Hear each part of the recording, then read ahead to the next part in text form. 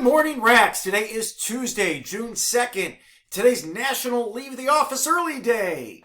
No problem there. What do we have for today? Our Counselors Connect series. Look at Tuesday. Show your gratitude to people who are helping to make things better.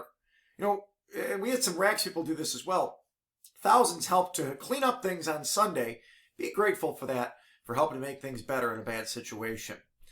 Plans are in place for graduation on Saturday, June 27th. It might just be at the high school, at Racks. There might be a few changes to that, but that's the plans right now. More details will be coming on that if you want to be part of it and you're not already graduating. Don't forget, for a time to sign up to head into school, Martina sent out a sheet that you can fill out as to when you can go to school safely, pick up things from your locker, and bring them home. The only birthday today is Wayne Brady. Happy birthday to Wayne Brady. That's all I've got for today. Keep on working. We're less than 2 weeks away from the final day of classes for this year.